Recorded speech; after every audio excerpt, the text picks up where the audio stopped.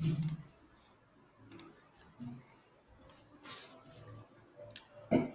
this video,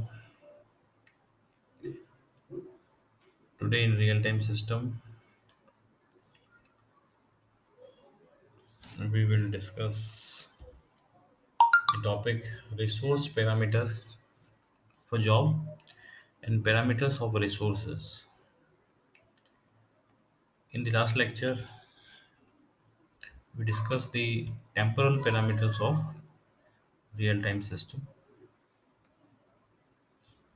In this lecture, we will discuss the resource parameters of job. Every job is categorized by the four parameters. One is temporal parameter, second one is resource parameter, third is functional parameters, and fourth is interconnection parameters. So in the last lecture, we discussed the temporal parameter and now the resource parameter. Today we will discuss preemptivity of resources and resource graph. Preemptivity of resources. The resource parameter of a job give us a partial view of processors and resources from the perspective of application that execute on them.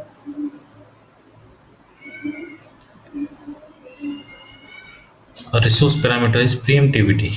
A resource is non-preemptible if each unit of the resource is constrained to be used serially.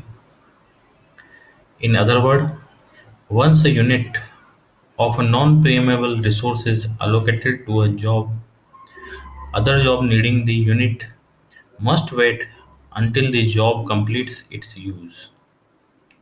Otherwise, if jobs can use every unit of resource in an interleaved fashion, the source is preemptible.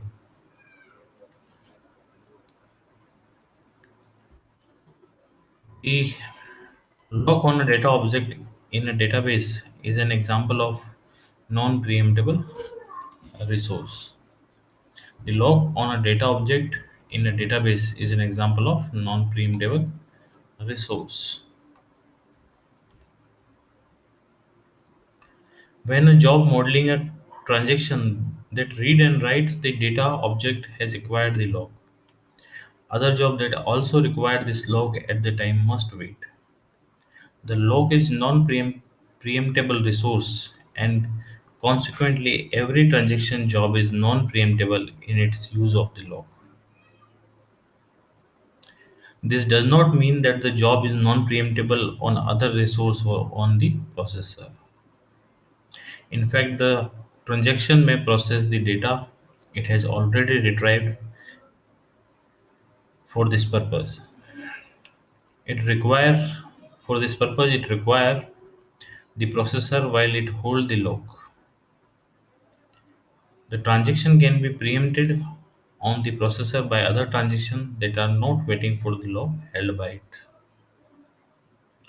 So this is the example of non-preemptible resources.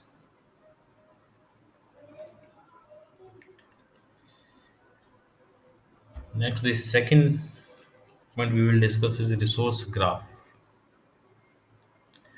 We can describe the configuration of resources using a resource graph. For describing the configuration of resources, we use resource graph. In a resource graph, there is a vertex Ri for every processor or resources Ri in the system. In a resource graph, in the later video, we will discuss more detail about the resource graph. In the resource graph, there is a vertex Ri for every processor or resource Ri in the system. We now refer to both processor and resources as resources and name each vertex by the name of resources represented by it. The attributes of vertex are The attributes of the vertex are parameter of the resources. The resource type of a resource tell us whether the resource is a processor or a passive resource, and its number gives us the number of available units.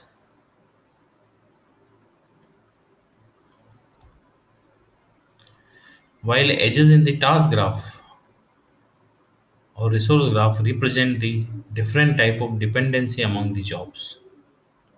Edges in a resource graph represent the relationship among the resources. There are two types of edges in the resource graph. An edge from vertex Ri to another vertex Rk can mean that Rk is a component of Ri. An edge from the vertex Ri to another vertex Rk mean that Rk is a component of Ri. For example, a memory is a part of computer and so is the monitor. This edge is is a part of edge. This edge is a part of edge.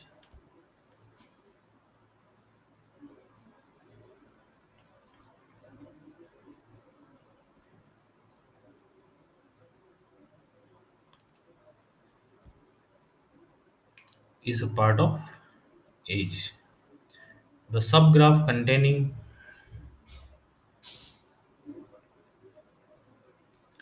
all is a part of edge in a forest. The root of each tree represent a major component which contains subcomponent represented by vertices in the tree. As an example, the resource graph in a system containing two computers consists of two trees. The root of each tree represent a computer. The children of these vertices include one or more CPU, main memory, and so on. Each of these subcomponent is represented by a vertex, and there is an edge from the computer vertex to each subcomponent vertex. So this is a part of edge. Some edges in a resource graph represent connectivity between component. These edges are called accessibility edges. In the example mentioned in previous slide, if there is a connection between two CPU in the two computer, then each CPU is accessible from the other computer, and there is an accessibility edge from each computer to CPU on the other computer. Each accessibility edge may have several parameters whose value help to complete the description of the interconnection of the resources. So this is the resource graph. So these two are the resource parameter of real-time jobs. This is the reference book that I have used for this lecture.